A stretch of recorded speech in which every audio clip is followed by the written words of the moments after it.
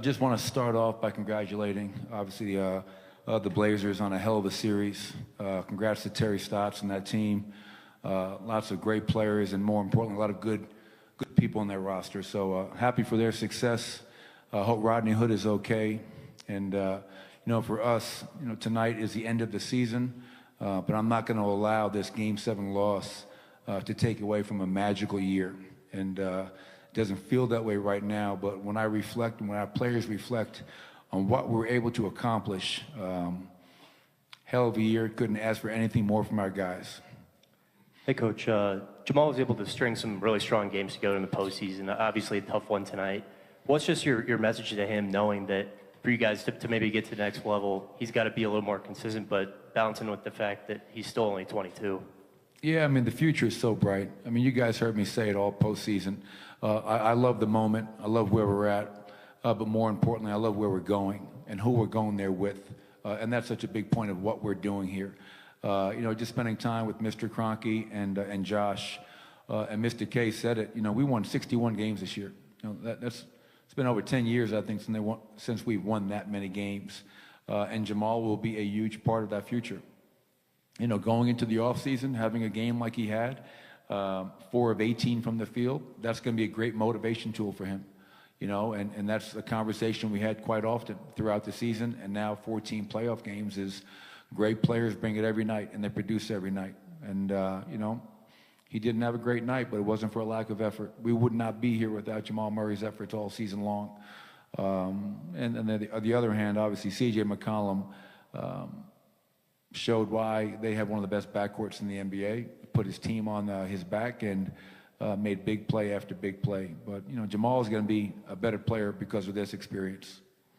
Michael, on your left here, you've spoken a lot this season about how this is a truly special group, both on the court and how they are together off the court. Just what are you going to remember about this specific team when you look back on it maybe years from now? Good question. Maybe I'll answer it in a couple of years from now. Well, what I will remember, Harrison, is truly how selfless they were. And that's a lot of people talk about being selfless, and it's a fancy word up on a wall. It looks cool. But for us, it was something that we actually tried to live. And I think there were countless examples of individuals being selfless throughout the season. I look at Isaiah Thomas and Juancho up the whole game. Those guys are dying to play. They're not playing, but they're supporting their teammates. So that's what will stand out. I got Nikola Jokic in there taking blame for the loss.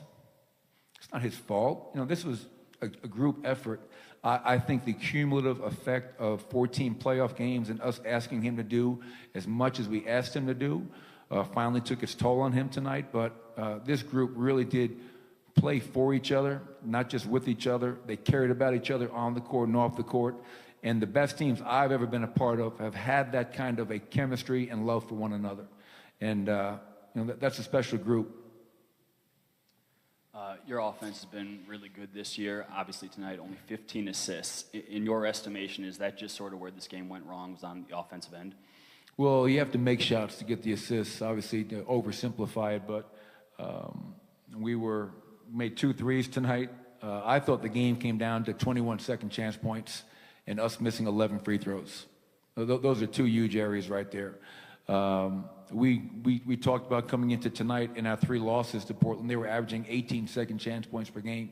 They get 21 tonight. And then you leave 11 points at the foul line. Those were 2 really big factors, in my opinion, in why we lost. But, the bigger question, we were a really good offensive team this year. And whether it's giving them credit, which they deserve, and us missing a lot of open shots, we just couldn't get any rhythm offensively. This game really reminded me of Game 7 against San Antonio. First half, ugly half. Our defense was great, but we couldn't make any shots. We created no separation. Then they came out in a very aggressive manner, tied things up, and unlike Game 7 against San Antonio, we couldn't hold on for the win. Michael, ESPN. What was Nikola's message to him? Why did he think it was his fault? And also, how difficult is it to stop that little left pull-up that CJ had going? Well, CJ was phenomenal tonight. And all summer long, I'm going to be probably second-guessing myself. out of a timeout, they just go 1-4 flat, and he hits a really tough pull-up. But that's a shot that he makes consistently. And Torrey played good defense, as good a defense you could ask somebody to play one-on-one. But right after, I'm saying we should have sent somebody at him. He's having a great game and makes somebody else have to make a play or make a shot. But so he's really hard to guard. As far as Nikola, that's what I love. I hope after 14 playoff games, America, everybody around the world that watches the playoffs, really came to appreciate Nikola's game. Playoff debut, almost averaged a triple-double in 14 games and was playing close to 40 minutes a night. He's arguably the best big man in the NBA. And for him to be as emotional and as upset as he was speaks to his, just truly caring. And he knows that we ask a lot of him, and he's just upset because he didn't think he did enough for us to win the game tonight. And I love the fact that he's not afraid of the pressure to put this loss on him, even though we all know it's not on him. All right, we win together, we lose together. But I love Nikola's commitment to this group, and I love him as a kid. He's wonderful to coach, and I look forward to coaching him for many years moving forward. Michael, over here. Is it too early to look at this as a whole, maybe after Game 5, and say, this is why the series got away from us? I don't know. I mean, everything is still so raw. We talked about this a few games ago. Do you like to win? Do you hate to lose? I hate to lose. So right now Mother's Day sucks. But I don't know. We played really well in Game 4 and 5. Obviously, Game 6, we weren't able to close it out. And then coming home, you feel you have a great chance in front of your home crowd, and you don't get the job done. And as I alluded to earlier, the offensive rebounding and the free throws are factors. Defense on C.J. McCollum is a factor, but we did a lot of really good things this series. Our guys grew up, which is most important. We have a lot of guys don't get Game 7 experience.